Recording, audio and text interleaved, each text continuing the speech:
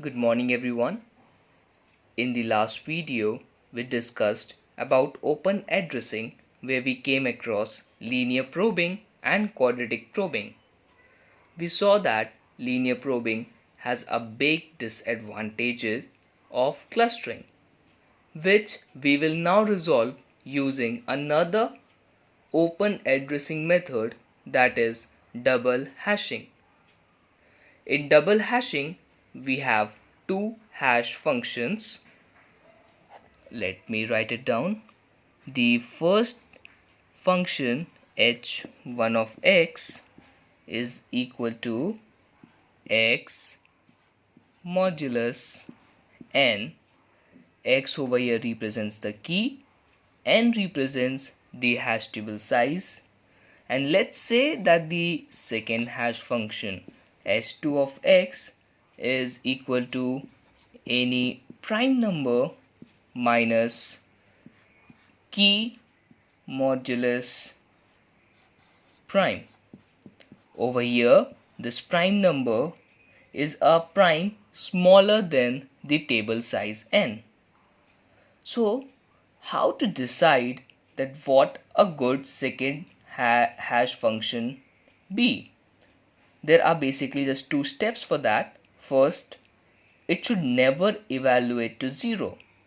And second, it must make sure that all the cells can be probbed in the hash table. So the double hash function h dash of x can be defined as h1 of x plus I times h2 of x whole modulo n. So using the first hash function and second hash function, we come up with the double hashing function. Just to give you an example, let's say that over here we have the key x equal to 10, we have the size n equals 13, and the prime p equals 7. So what will be h1x? h1x will be equal to 10 modulo 13. This will be equal to 10. h2x will be equal to 7 minus 10 modulo 7. This would be equal to 4. So the double hash function h dash x will be equal to 10 plus I times 4 modulo 13.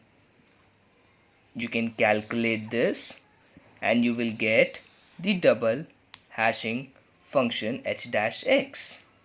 So this is the method of finding the double hash function h dash x. Now let's analyze the performance of the double hash. Let's say we have m equal to number of slots in the hash table, n equals to the number of keys to be inserted in the hash table. So the load factor alpha will be equal to n by m. So the time to search, insert and delete will be less than 1 upon 1 minus alpha. That is, the time complexity will be big O 1. So this was all about hashing and its collision resolution techniques. In the next lecture, we will talk about a special type of hashing called cuckoo hashing. Thank you, and I hope you like the video.